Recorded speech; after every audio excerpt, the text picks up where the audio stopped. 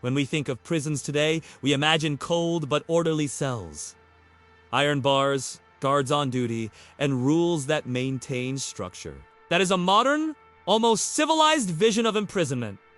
But in the Middle Ages, prisons were nothing of the sort. They were dungeons. Filthy, dark pits, designed not for discipline or rehabilitation, but for torment. To enter a medieval prison was to step into a subterranean world where darkness became the first executioner. Many dungeons were built in castle basements or beneath towers, places cut off from sunlight. Prisoners thrown inside lost not only their freedom, but their very sense of time. Days and nights blurred together until madness seeped in with the dark. The air was heavy, suffocating. The stone walls dripped with damp, cold moisture. Rats ran freely across the floors and nested in the straw, not just pests, but unavoidable companions. Many inmates awoke in the night to the sharp pain of rodent bites on their feet, their hands, or even their faces. Floors were rarely paved. More often, they were just dirt, soaked with human waste and scraps of rotting food. The stench was overwhelming, a mix of decay, mold, and death.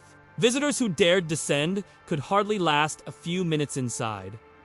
But the prisoners, they breathed this poison day and night. Hygiene was only part of the misery. The very structure of the medieval dungeon was designed to strip away humanity. Often there were no individual cells.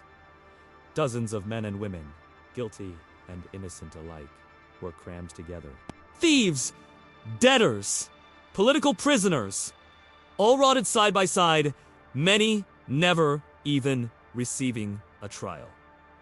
Beds did not exist. At best, inmates had filthy straw crawling with lice and fleas. Others slept on the damp ground, surrounded by vermin. Some cells were so low that prisoners were forced to live permanently bent over, their bodies racked with constant pain. Isolation was another weapon. Some dungeons were nothing but narrow holes.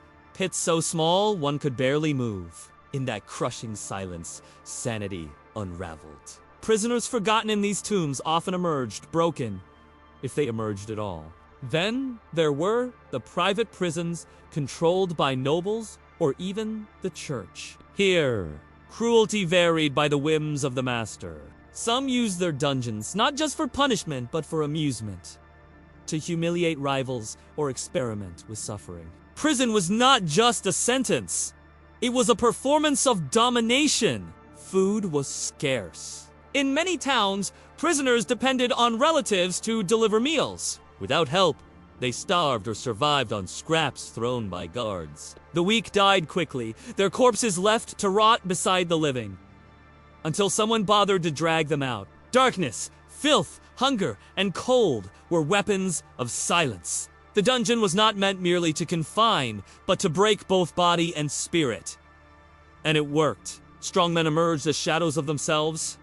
Many begged for death as mercy. Worst of all, many prisoners had no verdict at all. A single accusation, a rumor, or the will of a lord was enough to condemn someone to this living tomb. Imprisonment was not a symbol of justice, but of arbitrariness. To be thrown into a dungeon was to be buried alive. The truth is simple. Medieval prisons were often crueler than execution itself. A blade ended life in minutes, but the dungeon dragged life into a slow decay, stripping away humanity piece by piece. This was the true horror of medieval imprisonment.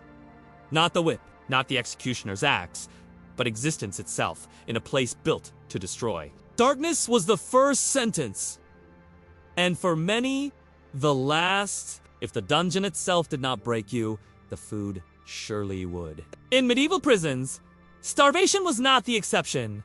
It was the rule. Prisoners were rarely given enough to survive, and when food did come, it was often so foul and contaminated that it became its own form of torture. To eat was to risk sickness. To refuse was to embrace starvation. Either way, the prisoner lost. Food in medieval prisons was not considered a right. It was a privilege, one dispensed at the discretion of guards or purchased with bribes and favors. The state, the lord, or the bishop responsible for a dungeon rarely spent much on sustenance. Why waste resources on those deemed criminals, traitors, or heretics. Thus, hunger itself became a weapon of control. Prisoners grew weaker with each passing day, their bodies wasting away. A starving inmate was easier to handle, less capable of rebellion, and far more willing to confess to whatever charges were placed upon them. Hunger loosened tongues as effectively as any rack or whip. When food was provided, it was rarely edible by modern standards. Bread was often black with mold, baked from the cheapest grains, mixed with dirt, chaff, or even ground bones. What little meat existed was rancid, crawling with maggots. Broths were made from scraps, unfit even for dogs. Organs, hooves, rotting vegetables pulled from refuse piles. Prisoners were expected to consume whatever they were given, no matter how spoiled. Vomiting was common. Dysentery was rampant. The line between food and poison blurred until every meal became a gamble with death. For many, the prison diet was not sustenance, but a slow execution. If the food was deadly, the water was worse. Wells inside dungeons were often shallow and contaminated with waste. Buckets of water stored in filthy corners quickly turned brown and putrid. Insects swarmed, algae bloomed, and rats drowned in the very barrels prisoners drank from. Diseases spread like wildfire. Dysentery, typhoid, and cholera ravaged the imprisoned population. In many cases, more prisoners died from dehydration and infection than from execution. Some accounts describe prisoners reduced to drinking their own urine rather than risk another gulp from a contaminated bucket. In some medieval towns, prisoners were expected to survive entirely on the charity of family or strangers. If no one came to deliver food, they starved. Guards would not intervene. Some even profited by selling scraps at extortionate prices. The wealthy might bribe their way into slightly better meals. Bread that was merely stale instead of moldy. Wine watered down instead of deadly. But for the poor, the dungeon's diet was nothing more than a drawn-out death sentence. As hunger gnawed, some prisoners turned to the only other source of meat available. Rats, rodents, infested nearly every dungeon, feeding on waste and corpses. Desperate inmates would catch them, cook them over, makeshift fires, or sometimes eat them raw. Accounts survive of prisoners fighting each other over vermin, gnawing bones with the same desperation as animals. The psychological effect was devastating. To eat rats or insects was to lose the last shred of dignity, to sink into a state of survival where humanity itself was stripped away. The prison forced men and women not only to endure starvation but to become creatures of hunger, gnawing on whatever scraps life threw at them. Some rulers deliberately used starvation as punishment. Instead of ordering executions, they simply cut off food supplies and waited. The prisoner's body consumed itself day by day, bones pressing against skin, eyes sinking into skulls, flesh falling away until only a husk remained. Death by starvation was among the cruelest fates imaginable. It could take weeks, sometimes months. The mind deteriorated before the body, hallucinations setting in as hunger eroded sanity. Some prisoners reportedly chewed their own flesh in desperation. Others went mad, howling in the darkness, until death silenced them. The dungeon diet also revealed the corruption of medieval justice. Guards controlled the flow of food and drink, and with it, they controlled life itself. Many abused this power, demanding bribes, favors, or even degrading acts in exchange for slightly better meals. For a starving prisoner, a crust of bread could mean survival. Hunger transformed every interaction into an opportunity for exploitation. Even outside the prison walls, food became a tool of politics. Wealthy families sent feasts to incarcerated nobles to flaunt their status, while the poor perished unseen. The dungeon was a reflection of society's inequities. The rich could buy survival, the poor were left to rot. Every bite of rotten food carried disease, and every sip of contaminated water spread infection. Malnutrition weakened the body's defenses until the smallest illness became lethal. Wounds festered, ulcers spread, fevers consumed. Prisons became breeding grounds for epidemics. In some cases, diseases escaped the walls and infected entire towns. The dungeon was not just a grave for prisoners, it was a plague pit. A reminder that cruelty had consequences that reached beyond its intended victims. The horror of prison food was not only physical, but psychological. To stare at a bowl of moldy broth, To know that eating meant sickness and not eating meant starvation was to live in constant torment. Every mealtime became an executioner's choice, one without escape. Prisoners dreamed of food, hallucinated banquets, cried out in their sleep for bread or water. Hunger twisted minds as much as bait. In many cases, men confessed to crimes they had not committed just for the promise of release from starvation. The legacy of medieval prison diets is one of deliberate neglect and cruelty. These meals, if they could be called that, were not meant to sustain. They were meant to punish, to weaken, to break. Food was not nourishment, but another form of torture, another tool of control. When we think of medieval justice, we often imagine executions, racks, and chains. But perhaps the most insidious punishment of all was the silent, daily cruelty of the prison diet. It killed slowly, invisibly, stripping away humanity one mouthful at a time. Picture a dungeon cell. The air, damp and foul. The floor, littered with filth. A prisoner crouches in the darkness, staring at a wooden bowl. Inside, a lump of moldy bread floats in rancid water, crawling with insects. The prisoner lifts it to his lips, gagging at the stench. He knows it will sicken him. He knows it may kill him. But hunger is stronger than fear. He eats. And in that act, he swallows not just rotten food, but the very cruelty of the world that put him there. That was the diet of medieval prisons. A slow death served in wooden bowls, one bite at a time. If the dungeon walls crushed the spirit and rotten food weakened the flesh, disease finished the job. In medieval prisons, the body itself became a new kind of cell, one that no one could escape. Infection, infestation, and illness spread through the darkness like invisible torturers, claiming lives far faster than chains or whips. The medieval dungeon was not just a place of confinement, it was a petri dish. Cramped conditions, filth, stagnant air, and contaminated water created the perfect breeding ground for sickness. Once disease entered, it rarely left. Every prisoner was trapped in a biological war where their own bodies became the battlefield. Skin broke out in rashes.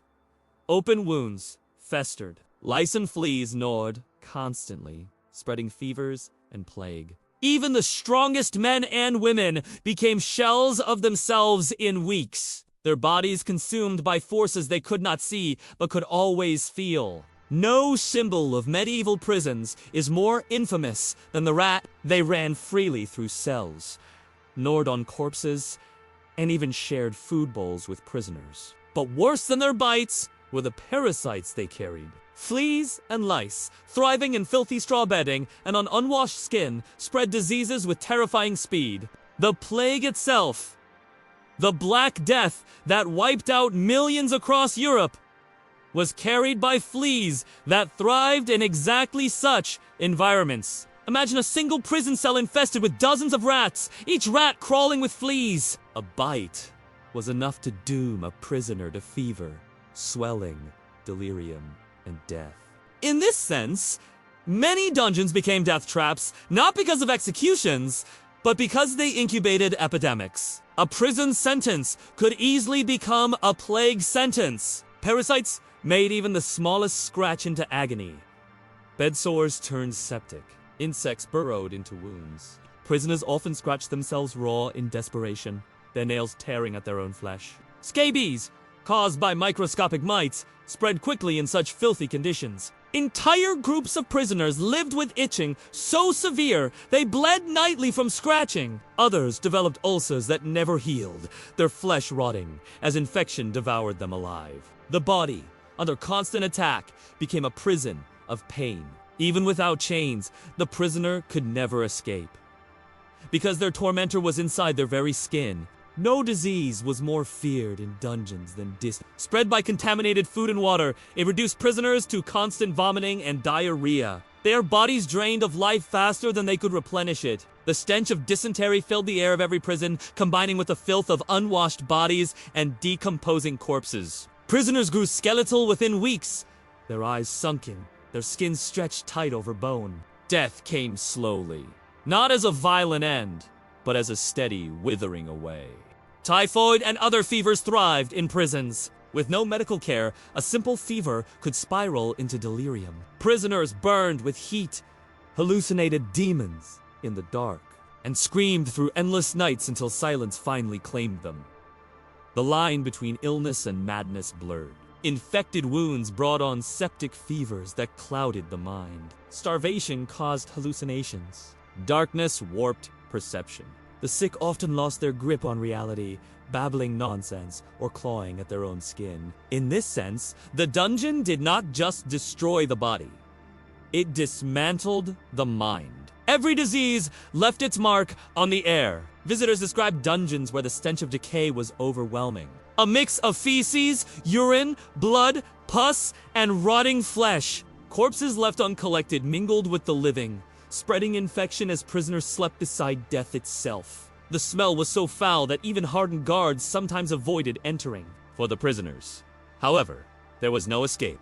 They breathed in death with every breath, their lungs filling with the sickness that would soon consume them.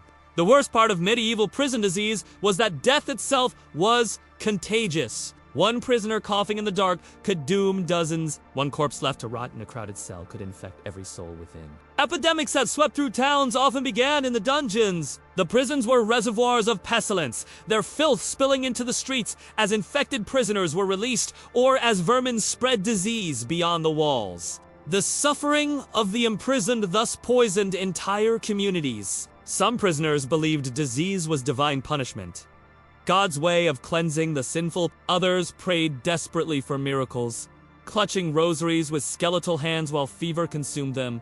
But faith was powerless against the reality of filth. Priests visited dungeons to offer last rites, often leaving infected themselves. The church spoke of salvation, yet many monasteries and bishoprics maintained dungeons as filthy as any castle. Even holiness was corrupted by the sickness that thrived in those dark cells. One of the most horrifying aspects of parasites was their persistence. Lice spread endlessly in the seams of clothing, crawling over every inch of skin. Prisoners described the sensation of being eaten alive. Some plucked their hair out in madness, trying to escape the crawling horror. Others were covered in sores, their bodies scarred by years of constant infestation. The psychological toll was immense. To feel your body crawling with insects every waking moment, to know that your own flesh was host to vermin. It was torture without end. For many, madness was the only escape. The diseases and parasites of medieval prisons transformed their victims beyond recognition. Strong men became gaunt skeletons, their teeth falling out, their skin covered in sores. Women wasted away, their beauty erased by sickness and filth. Children imprisoned with their families suffered even worse, their fragile bodies quickly consumed. By the time a prisoner emerged, if they survived, they were often unrecognizable. They bore the scars of both body and soul, living reminders of the cruelty hidden in stone walls. What makes disease and parasites so terrifying is that they required no executioner. The jailer did not need to swing a blade or tie a noose. The dungeon itself killed. Its darkness bred vermin. Its filth brewed disease. Its hunger weakened bodies until illness devoured them. In this way, medieval prisons perfected a form of punishment where death was inevitable but delayed. Prisoners were left to waste away slowly, their suffering prolonged not by active violence, but by neglect. The legacy of medieval prison disease is one of silence. Few records remain of the nameless masses who rotted in those cells. Their deaths were not seen as executions, not worthy of chronicles or songs. They were statistics of decay, swallowed by the darkness. And yet, their suffering shaped the world around them. Plagues spread from their corpses. Rumors of their agony fueled fear of prisons for generations. Their invisible torment reminds us that cruelty does not always come with shackles or whips. Sometimes it comes in the form of a flea, a fever, a cough in the dark. Picture the medieval cell. Dozens crammed into a single, damp chamber. The floor alive with vermin, the air thick with feverish breath. One prisoner lies delirious, scratching his skin raw from lice. Another coughs blood into the straw. A third drinks from a bucket where a rat has drowned. Around them, the living sleep beside the dead, unable to tell where disease ends and death begins. This was the reality of medieval prison disease. The dungeon was not just a cage of stone. It was a breeding ground of invisible tormentors, turning the human body into its own prison of suffering. If hunger and disease were the silent executioners of medieval prisons, torture was their loud and deliberate counterpart. For many prisoners, the dungeon was not just a place of confinement, but a workshop of agony. Torture was not an extraordinary event. It was routine, integrated into the rhythm of imprisonment. Each day was marked not by meals or sunlight, but by screams echoing through the stone walls. In the medieval world, torture was seen not merely as cruelty, but as an extension of justice. Authorities believed pain revealed truth. A confession extracted under torment was considered legitimate proof in trials, even if it was soaked in blood and tears. Prisoners awaiting judgment often endured torture sessions designed to loosen their tongues. But beyond extracting information, torture was also a display of authority. It reminded both prisoners and guards that the law was not written in ink but in screams. The dungeon became less a place of custody and more a theater where justice was acted out on broken bodies. Medieval prisons housed a chilling arsenal of torture devices. Some was simple, others engineered with disturbing precision. The rack stretched bodies until joints dislocated and bones snapped. The strappetto hoisted prisoners by their arms, dislocating shoulders as they hung suspended. The Iron Maiden, a coffin lined with spikes, was less commonly used than legend suggests, but the stocks, pillories, and shackles were omnipresent, turning prisoners into public spectacles of humiliation. Branding irons seared flesh with permanent marks of disgrace, while thumbscrews crushed bone with methodical cruelty. Whips and rods provided daily reminders of authority, leaving prisoners' backs raw and infected. Even chains themselves were instruments of torment, tightened deliberately to cause swelling and prevent blood flow until limbs throbbed in agony. For many, torture was not a single event, but part of a grim schedule. Guards inflicted pain casually, sometimes for punishment, sometimes for amusement. Prisoners might be beaten in the morning, interrogated by fire or water in the afternoon, and left to hang in chains overnight. The randomness was often worse than the pain itself. Prisoners never knew when they would be dragged from their cells. A creaking door in the darkness could mean another session of agony. The uncertainty ate away at their minds, leaving them in a constant state of terror.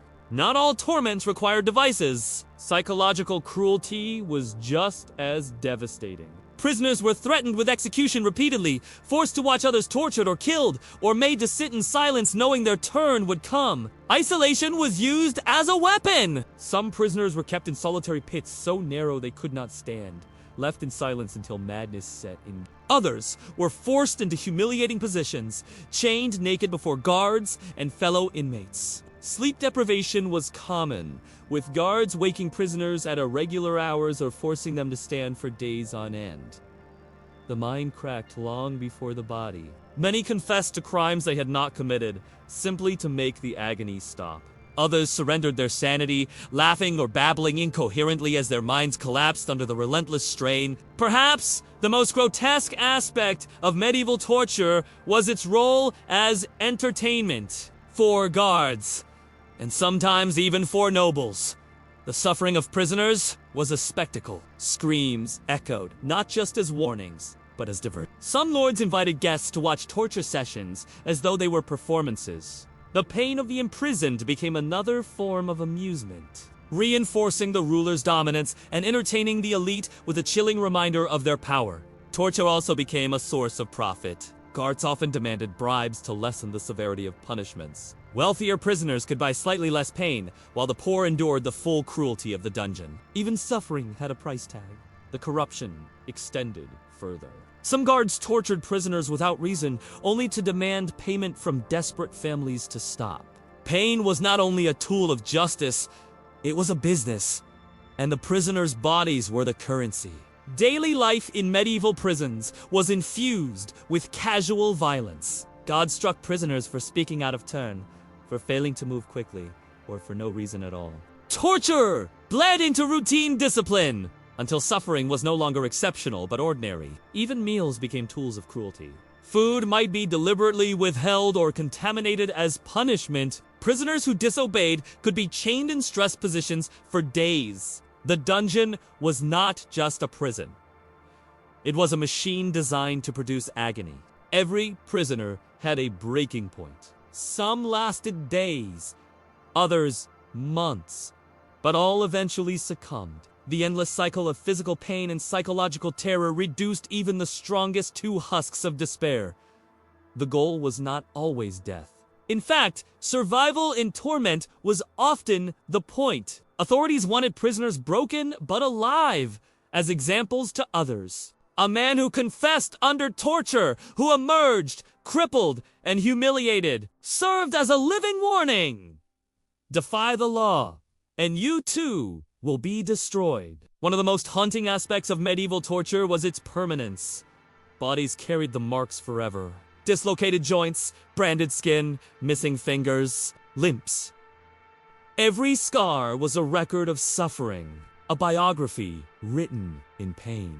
Released prisoners bore these marks into society, reminders of the dungeon that followed them wherever they went. In this way, the prison's cruelty outlived the imprisonment itself. The screams of prisoners were rarely recorded in chronicles. Torture was considered ordinary, unremarkable. What remains are fragments, descriptions of devices, occasional accounts of confessions, rumors of cruelty whispered by survivors. But behind those fragments lies the daily reality of countless forgotten lives, each consumed by the machinery of torment. What makes medieval torture so terrifying is not only the devices or the pain, but the banality of it. Torture was not an aberration.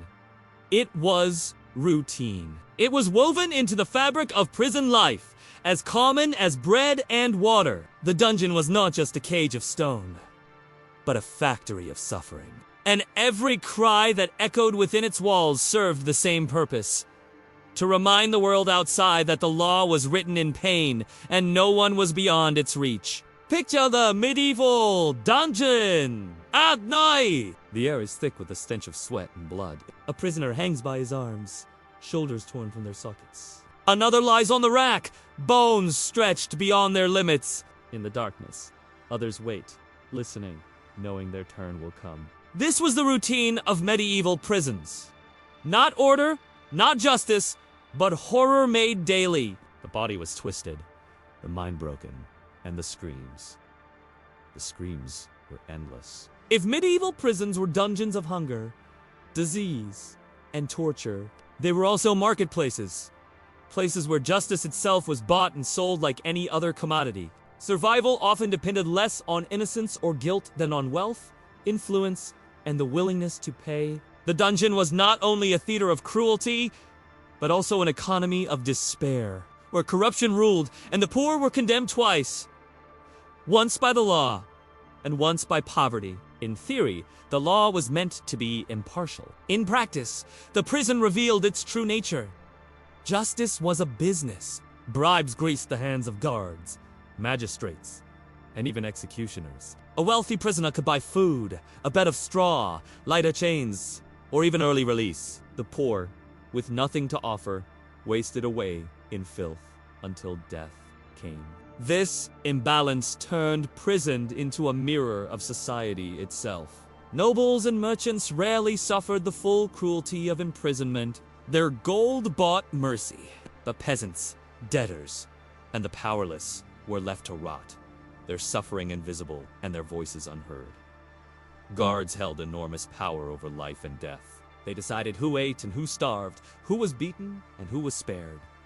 Many turned this authority into profit. A coin slipped into the right hand might secure an extra crust of bread or a bucket of clean water. For those without money, cruelty became the default. Worse still, some gods created suffering deliberately to extract bribes. A prisoner might be chained in a painful position until his family paid for relief. Others were tortured more severely than necessary, with the promise that payments could soften the next round. Pain was monetized, turned into a commodity to be negotiated in whispers through the bars. The corruption extended beyond the dungeon walls. Trials themselves were often little more than performances, where verdicts were determined not by evidence, but by influence. Judges and inquisitors could be bribed. Their rulings bent to favor those who paid. A guilty noble might walk free with a fine, while an innocent peasant was condemned for lack of means.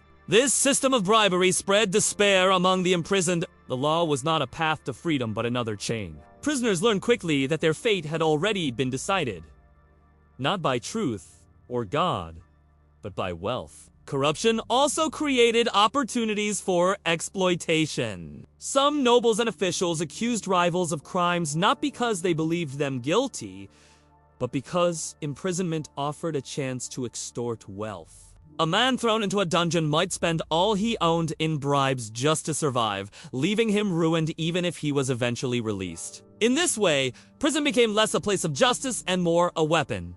Accusations were tools of greed. The dungeon was the hammer used to extract coin, and the victims, crushed beneath the weight of corruption, had little recourse. For prisoners without wealth or allies, despair became the only companion. They knew their suffering would never end, because there was no currency to purchase mercy. Hunger gnawed, diseases spread, and torture came with brutal regularity. The knowledge that survival was possible, but only for the wealthy, deepened the agony. It was not only chains that bound them, but the cruel realization that the system itself had been built to keep them powerless. In the dungeon, poverty was the ultimate crime. Perhaps the most tragic victims of corruption were debtors. Men and women thrown into prison not for theft, murder, or treason, but for the simple inability to pay money owed. In these cases, the dungeon became a cruel paradox. Prisoners were held until they could pay their debts, yet imprisonment stripped them of all means to earn money. Many died in debtors' cells, their corpses reminders of a system where poverty itself was criminalized. Families of debtors often suffered too, forced to sell possessions, land, or even their children into servitude to free their loved ones. Prison rippled outward, infecting not just individuals but entire households with despair. Even hope was sold in prisons. Letters promising appeals or pardons could be forged and delivered to desperate inmates for a price. Families were tricked into paying bribes for release. That never came. Desperation made people gullible, and corruption feasted on that desperation like a vulture on a corpse. Some prisoners clung to false promises for months, wasting away as they waited for freedom that never arrived. Their last coin stolen, their last hope extinguished. They died in silence, cheated not only of justice but of dignity. Even the church, which preached mercy and salvation, was often complicit. Many monasteries and bishoprics operated prisons, and clerics were not immune to bribery. Indulgences, prayers, or promises of salvation were sold to prisoners, exploiting their desperation for divine forgiveness. The irony was bitter. Men who starved for bread still gave their last coin for the promise of a priest's religion, meant to offer solace, became another marketplace of despair, where salvation itself carried a price tag. Corruption in prisons did not end with the inmates. It poisoned entire societies. People feared accusation not only for the crimes they may have committed, but for the wealth they might lose. To be imprisoned meant to become a target for extortion. The dungeon thus became a weapon of control. Rulers and officials wielded it not only to punish, but to enrich themselves, feeding an endless cycle where fear, poverty, and corruption reinforced one another. Perhaps the most devastating effect of corruption was hopelessness. To suffer hunger, disease, or torture was agony, but to know that there was no escape, that freedom depended not on truth, but on coin you did not possess, was despair beyond measure. Prisoners learned quickly that their lives had no value except as sources of profit. Every scream, every bruise, every tear was monetized. In such a world, hope itself died. And when hope dies, humanity dies with it. The legacy of corruption in medieval prisons is one of systemic cruelty. These were not isolated acts by greedy guards or corrupt judges. It was an entire structure built on exploitation, where suffering was the currency of power. The dungeon was not only a cage of stone, but a marketplace of despair. And those who lacked wealth were condemned not only to chains, but to invisibility. Their voices lost in the darkness, their lives consumed by a system designed to bleed them dry. Picture a prisoner sitting in his cell, thin as a skeleton, his eyes hollow. He watches as another inmate, wealthy, smug, is brought bread, wine, and clean water. The guards bow, pocketing coins as they deliver mercy. The poor prisoner knows his fate. Hunger, disease, torture, and death. Not because of guilt, not because of crime, but because he has nothing to give. That was the truth of corruption in medieval prisons. Justice was never blind. It counted coins with open eyes. And in that marketplace of despair, the poor were always the first to die. The medieval dungeon was more than just a place of confinement. It was a place where humanity itself was systematically stripped away, where hunger hollowed the body, where disease consumed the flesh, where torture broke the mind, and where corruption extinguished hope. To step into a medieval prison was to step into a fate so cruel that many would have begged for the swift mercy of the executioner's blade.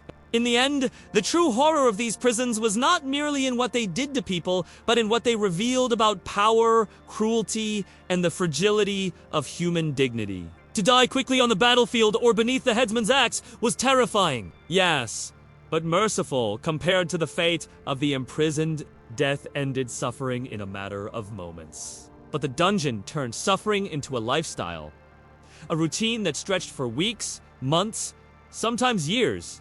The prisoner who starved did not die in an instant. He felt his body devour itself, muscle wasting away, skin clinging to bone, until only pain remained. The prisoner, ravaged by disease, did not fall suddenly. He coughed blood for days, burned with fever, and watched his own body rot, piece by piece. The tortured man did not die quickly. He screamed for hours, then days, as each new session unraveled his sanity. And the most haunting truth: many prisoners were never sentenced to death at all. They were meant to linger, forgotten in the dark. Their punishment was not execution. It was existence. Hope is what keeps men alive in the darkest circumstances. But medieval prisons deliberately destroyed hope. Chains could be endured if one believed in freedom at the end.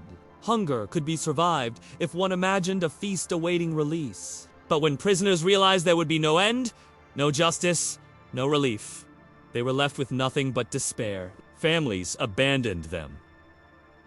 Guards mocked them. Judges ignored them. The system was not designed to rehabilitate or even to punish fairly. It was designed to erase. The dungeon was a grave without a headstone, a place where the living were buried and the world forgot. This despair was often worse than hunger or pain.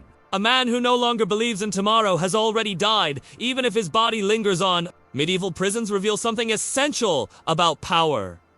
Rulers did not need to kill to dominate. They only needed to confine. The dungeon was a statement, a reminder that the king, the lord, the bishop could control not just life and death, but the very state of existence. The prisoner's suffering became part of the ruler's image. It showed subjects what awaited them if they defied authority. Executions might frighten the crowds in the square, but the whispered horrors of the dungeon haunted them in their homes. The dungeon was power carved in stone, its darkness spreading fear far beyond its walls. The chronicles of medieval history speak often of kings, queens, wars, and battles. They mention executions of traitors, heretics, and rebels, but rarely do they speak of the thousands who wasted away in dungeons, forgotten and nameless. Their voices are absent, their suffering invisible.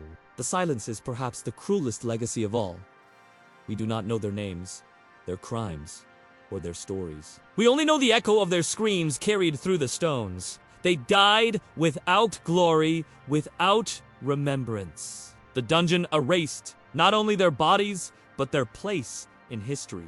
The medieval dungeon was not just a holding cell. It was a laboratory where cruelty was tested, refined, and starvation was studied as a weapon. Torture devices were engineered with creativity that bordered on madness. Corruption found new ways to monetize suffering. Every prisoner was an experiment in domination. How long could a man live on moldy bread? How much pain could the body endure before breaking?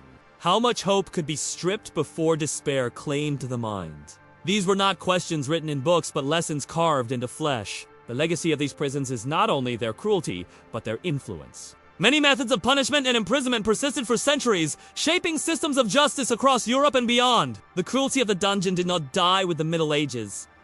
It echoed forward.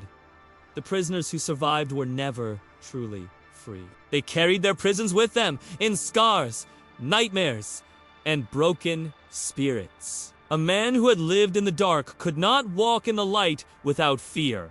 A woman who had endured starvation could never look at bread again without remembering the moldy crusts of the dungeon. Society, too, carried these scars. Fear of imprisonment became a tool of control. The dungeon left its mark not only on individuals but on entire communities, embedding terror into the collective memory.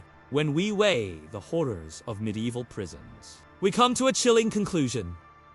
They were worse than death, because they combined every form of human suffering into one endless experience. Death by execution was a moment, the dungeon was a lifetime. It was a place where hunger gnawed endlessly, where disease spread like wildfire, where torture awaited at every turn, and where corruption extinguished hope. It was a slow death, prolonged and deliberate, where the prisoner died a little each day, until nothing remained but a body breathing in the dark. In many ways, death was a release. The dungeon was a sentence of living death, an existence so bleak that death itself became a mercy denied. Picture it, a dungeon deep beneath a medieval castle. The air is damp, the walls slick with moisture. Dozens of prisoners lie scattered on the floor, some chained, some too weak to move. One coughs blood, another scratches at lice, another gnaws at a rat to keep from starving. Agar pasas, indifferent, collecting coins from the few who can still bribe for mercy.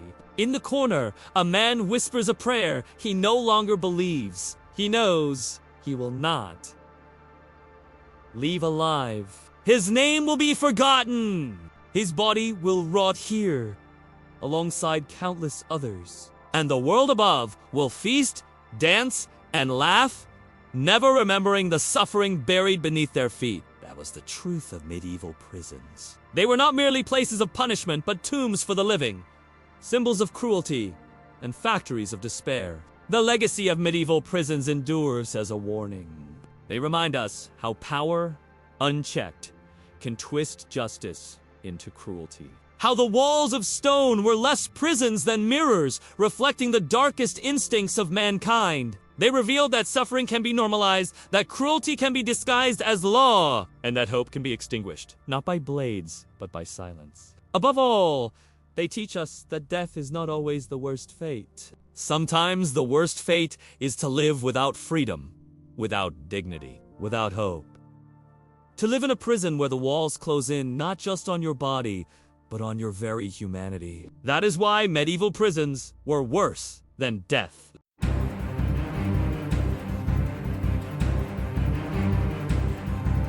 History hides its darkest truths in plain sight. If you want to uncover the next forbidden secret, hit like and subscribe right now.